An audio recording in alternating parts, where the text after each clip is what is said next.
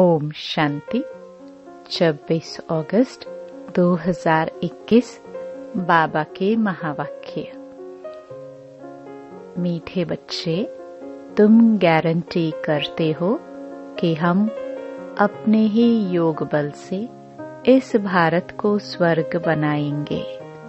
वहां एक धर्म, एक राज्य होगा। प्रश्न: माया के किस विघ्न से सेफ रहने वाले बहुत अच्छी कमाल कर सकते हैं? उत्तर: माया का सबसे बड़ा विघ्न है देह अभिमान में लाकर एक दो के नाम रूप में फंसाना। जो बच्चे इस विघ्न से सेफ रहते, माया के धोखे से बचे रहते, वे बहुत कमाल कर दिखाते हैं।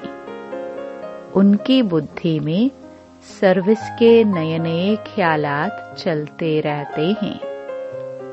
सर्विस में उन्नति तब होगी जब देही अभिमानी होंगे। ओम शांति। बाप आए हैं रूहानी बच्चों को श्रीमत देने। यह तो बच्चे जानते हैं कि थोड़े समय के अंदर ड्रामा प्लान अनुसार सारा कार्य होना है।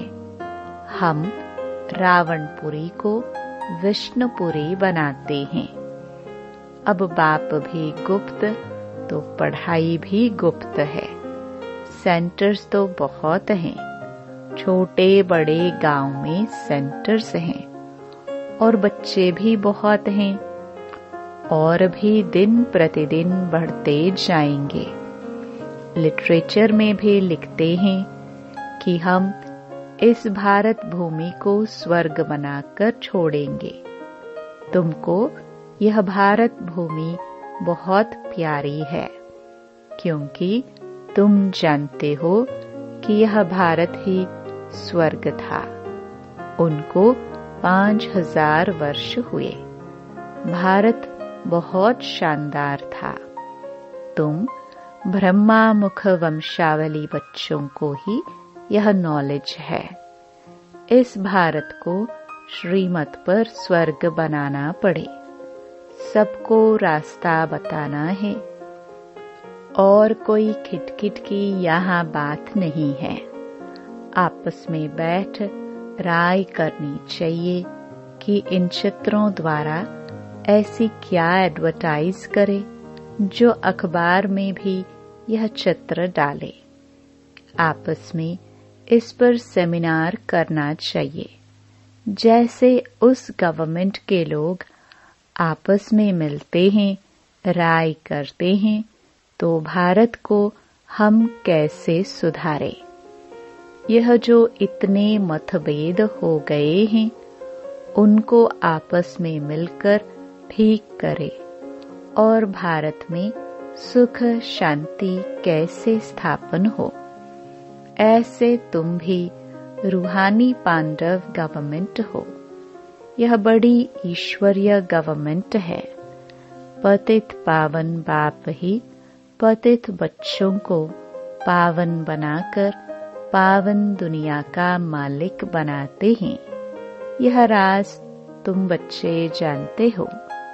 मुख्य है ही भारत का आदि सनातन देवी देवता धर्म। यह है रुद्र ज्ञान यज्ञ। रुद्र कहा जाता है शिव बाबा को। अब तुमको बाप ने आकर जगाया है।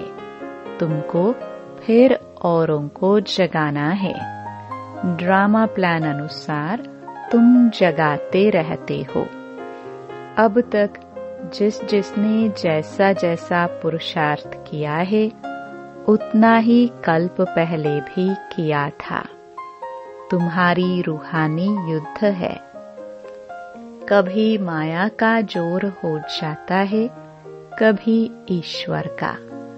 कभी कभी तो सर्विस अच्छी तेजी से चलती है। कभी कई बच्चों में माया के विघ्न पड़ जाते हैं। माया एकदम बेहोश कर देती है। लड़ाई का मैदान तो है ना। माया राम की संतान को बेहोश कर देती है। लव कुश की कहानी भी है ना। राम के 2 बच्चे दिखाए हैं। यहाँ तो बाबा के ढेर बच्चे हैं। इस समय सब मनुष्य कुंभकर्ण की नींद में सोए हुए हैं। वे यह भी नहीं जानते कि परमपिता परमात्मा आया है बच्चों को वर्षा देने। बाप भारत में ही आते हैं। यह बातें बिल्कुल ही भूल गए हैं। भारतवासी ही स्वर्ग के मालिक थे, इसमें कोई शक नहीं। परमपिता परमात्मा का जन्म भी यहाँ होता है। तब तो शिव जयंती भारत में मनाते हैं, तो जरूर उसने कुछ आकर किया होगा। बुद्धि कहती है कि जरूर बाप ने आकर स्वर्ग की स्थापना की होगी। प्रेरणा से थोड़े ही स्थापना करेंगे। यहाँ तो तुम बच्चों को राजयोग सिखाया जाता है, याद की यात्रा सिखाई जाती है। प्रेरणा में कोई आवाज नहीं होता। समझते हैं शंकर प्रेरणा से विनाश करता, परंतु इसमें प्रेरणा की बात नहीं है। तुम समझ गए हो कि ड्रामा में उन्हों का पाठ ही है मुसल बनाना। वे विनाश अर्थ निमित्त बने हुए हैं। प्रेरणा शास्त्रों का अक्षर है। इसमें प्रेरणा की तो बात ही नहीं है। ड्रामानुसार विनाश तो होना ही है। गाया हुआ है महाभारत लड़ाई में यह मुसल आदि काम में आए थे। जो पास्ट हो गया है वह फिर रिपीट होना है।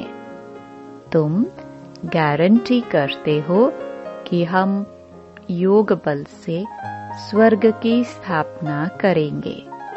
वहाँ एक धर्म होगा, तो दूसरे सब धर्म कहाँ होंगे? जरूर विनाश हो जाएंगे। यह समझने की बात है। गाया हुआ है ब्रह्मा द्वारा स्थापना, विष्णु द्वारा पालना तो ठीक है, लेकिन शंकर को तो शिव के साथ मिला दिया है। यह रॉन्ग है। शिव शंकर कह देते हैं, क्योंकि शंकर तो कोई काम नहीं करते, तो शिव से मिला दिया है।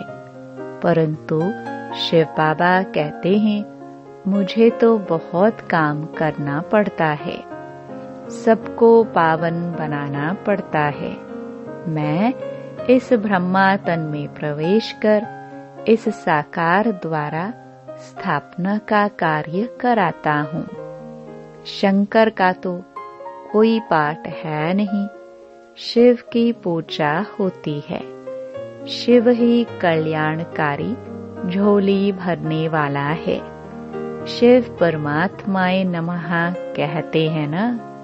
यह ब्रह्मा भी प्रजापिता ठहरा।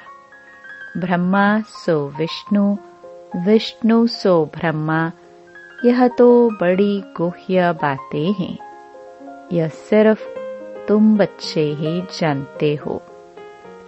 सेंसिबल बच्चों की बुद्धि में ज्ञान झट समझ में आ जाता है। मनुष्य को कुछ भी समझ नहीं है कि पतित पावन बाप कब आएंगे। अब तो कलयुग का अंत है। अगर कहते हैं कि कलयुग के अंत में 40,000 वर्ष पड़े हैं, तो अभी कितना और पतित बनेंगे, कितना दुख सहन करेंगे। कलयुग में सुख तो होगा नहीं। कुछ भी न जानने के कारण बेचारे घोर अंधियारे में पड़े हैं।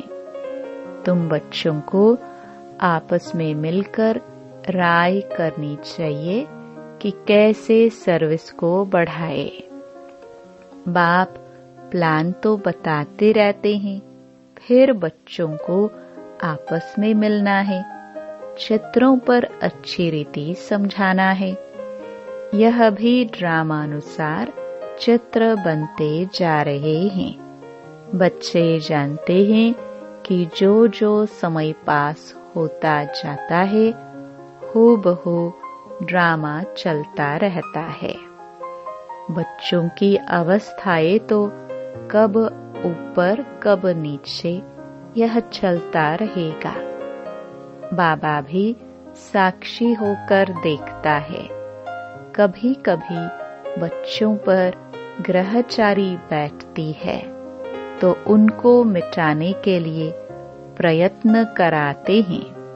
बाबा घड़ी घड़ी कहते हैं कि बाप को याद करो, लेकिन देह अभिमान में आ जाते हैं, इसलिए ठोकरे खाते हैं।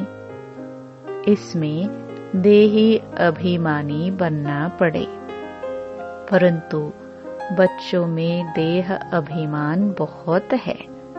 तुम देही अभिमानी बनो तो बाप की याद रहे, फिर सर्विस की उन्नति भी होती रहेगी।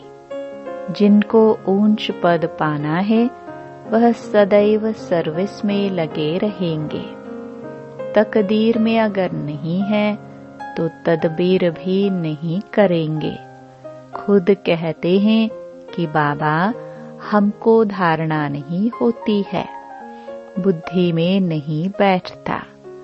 धारणा अगर नहीं होती तो खुशी भी नहीं रहती है। जिनको धारणा होती है तो खुशी भी रहती है। समझते हैं कि शिव बाबा आया हुआ है। बाप कहते हैं, बच्चे तुम अच्छी रीति समझकर फिर औरों को भी समझाओ।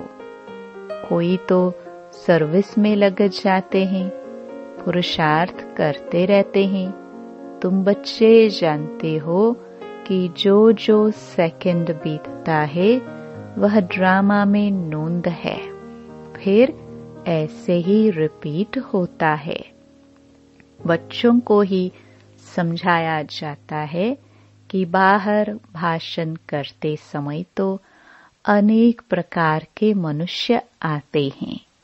तुम बच्चे जानते हो कि सभी वेद, शास्त्र, गीता आदि पर ही भाषण करते हैं। उनको यह पता थोड़े है कि यहाँ ईश्वर अपना और इस रचना के आदि मध्य अंत का रहस्य समझाते हैं। चित्रों में कितना अच्छी तरह दिखाया है कि परमात्मा कौन है। यह बातें प्रोजेक्टर पर तो समझा नहीं सकते। प्रदर्शनी में चित्र भी सामने खड़े हैं और फिर तुम समझाकर पूछ भी सकते हो कि अब बताओ कि गीता का भगवान कौन है, ज्ञान का सागर कौन है, पवित्रता, सुख, शांति का सागर, लिबरेटर, गाइड कौन है। कृष्ण के लिए तो कह नहीं सकेंगे। परमात्मा की महिमा अलग है। पहले लिखाना भी चाहिए, प्रोब लेना चाहिए, सबसे सही भी लेनी है। हॉल में चिड़िया लड़ रही है। इस समय सारी दुनिया में लड़ाई झगड़ा ही है। सब आपस में लड़ते रहते हैं। 5 विकार भी मनुष्य में गाए जाते हैं। जानवरों की तो बात नहीं है। विशियस वर्ल्ड और वाइसलेस वर्ल्ड मनुष्यों के लिए गाया हुआ है। कलयुग में है आसुरी संप्रदाय, सतयुग में है दैवी संप्रदाय। मनुष्य इतने तमो प्रधान बुद्धि है जो बिल्कुल समझते नहीं कि हम ही आसुरी संप्रदाय हैं। देवताओं के आगे जाकर गाते भी हैं, हम ही नीच पापी हैं, हम निर्गुण हारे में कोई गुण नहीं। तुम तो उन्हों को सिद्ध कर बता सकते हो।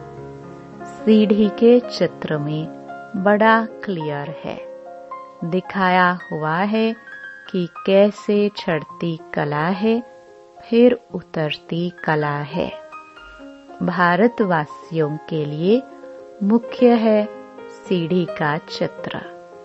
यह है सबसे अच्छी चीज। इस चित्र पर बहुत अच्छा समझा सकते हो। 84 जन्म पूरे कर फिर पहले नंबर जन्म लेना है, फिर उतरती कला से चढ़ती कला में जाना पड़े। हर एक का विचार चलना चाहिए कि सबको रास्ता कैसे बताए। ख्यालात नहीं चलेंगे तो सर्विस कैसे करेंगे। चित्रों पर समझाना बहुत सहज होता है। सतयुग के बाद सीढ़ी उतरनी ही है। बच्चे जानते हैं कि अब हम ट्रांसफर हो रहे हैं, लेकिन सीधा सतयुग में नहीं जाते। पहले शांति धाम में जाना है। तुम जानते हो हम पाठधारी हैं, बाकी तुम्हारे में भी नंबरवार है जो अपने को पाठधारी समझते हैं। इस ड्रामा के दुनिया में ऐसा कोई नहीं कह सकते कि हम पाठधारी है।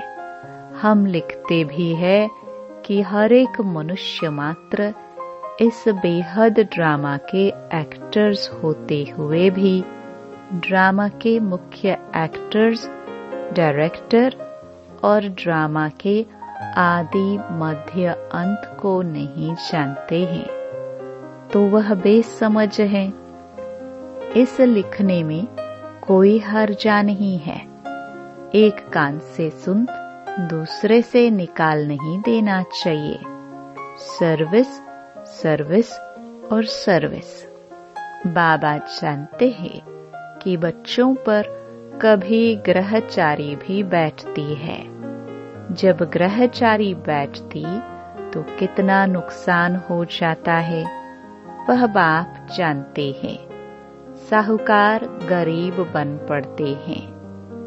कारण तो होता है ना। बहुतों को बाबा समझाते भी रहते हैं, बच्चे नाम रूप में कभी नहीं फंसना, नहीं तो माया ऐसी है जो नाक से पकड़ खड्डे में डाल देगी। माया बड़ा धोखा दे देगी। आशिक माशुक यहाँ नहीं बनना है। आशिक माशुक कोई विकार के लिए बनते हैं, दूसरे सिर्फ रूप पर फिदा होते हैं। तुम जानते हो सेंटर्स पर भी ऐसे माया के विघ्न बहुत पड़ते हैं। एक दो के नाम रूप में फंस जाते हैं।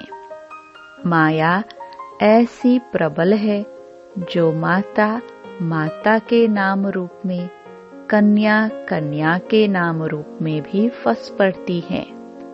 पुरुषार्थ करते हुए भी माया एकदम पकड़ लेती है। इसलिए बाबा सावधानी देते हैं कि बच्चे माया बहुत फंसाने की कोशिश करेगी, लेकिन तुमको फंसना नहीं है। देह अभिमान में नहीं आना चाहिए। अपने को आत्मा समझ बाप को याद करना है। माया के धोखे से बचते रहना है। तुम बच्चों को बाप गुलगुल फूल बनाने आए हैं। तुम्हें किसी बात में संशय नहीं आना चाहिए। अगर दिल में संशय आया तो सर्विस अच्छी तरह कर नहीं सकेंगे, अंदर घुटका खाते रहेंगे। हिम्मत रखनी चाहिए। टाइम बहुत थोड़ा है। बाबा की मुरली सुनेंगे तो उत्साह में आएंगे। आत्म प्रकाश बच्चा ठीक रीति चित्रों तरफ अटेंशन दे रहा है। बॉम्बे वालों के भी दिमाग में आना चाहिए। मुख्य चित्र को पहले बनाना पड़े, जांच करनी चाहिए। बाबा डायरेक्शन देते रहते हैं कि कैसे चित्रों में उन्नति होनी चाहिए। ऐसी कोई युक्ति रचो जो सीढ़ी का चित्र एरोड्रोम पर रखा जाए। यह चित्र देखकर सब खुश होंगे। आखिर समझेंगे कि इनको मत देने वाला कौन है। तो बच्चों को बहुत नशा चढ़ना चाहिए। अच्छा, मीठे मीठे सिखिलदे बच्चों प्रति माता पिता बाप दादा का याद प्यार और गुड मॉर्निंग। रूहानी बाप की रूहानी बच्चों को नमस्ते। धारणा के लिए मुख्य सार। पहला, तुम बच्चे लड़ाई के मैदान में हो। माया रावण से तुम्हारी युद्ध है। माया बहुत विघ्न डालती है। बच्चों को बहुत सावधान रहना चाहिए। दूसरा, हर एक को अपनी उन्नति के लिए विचार करना चाहिए। चित्रों पर कैसे समझाए, सर्विस को कैसे बढ़ाए, चित्रों में ऐसा क्या डाले जो मनुष्य सहज समझ जाए। वरदान, अपने शिक्षा स्वरूप द्वारा शिक्षा देने वाले शिक्षा संपन्न योग्य शिक्षक भव। योग्य शिक्षक उसे कहा जाता है जो अपने शिक्षा स्वरूप द्वारा शिक्षा दे। उनका स्वरूप ही शिक्षा संपन्न होगा। उनका देखना चलना भी किसको शिक्षा देगा। जैसे साकार रूप में कदम कदम हर कर्म शिक्षक के रूप में प्रैक्टिकल में देखा, जिसको दूसरे शब्दों में चरित्र कहते हैं। किसी को वाणी द्वारा शिक्षा देना तो कॉमन बात है, लेकिन सभी अनुभव चाहते हैं, तो अपने श्रेष्ठ कर्म श्रेष्ठ संकल्प की शक्ति से अनुभव कराओ। स्लोगन, संकल्पों की सिद्धि प्राप्त करने के लिए आत्म शक्ति की उड़ान भरते चलो। ओम शांति।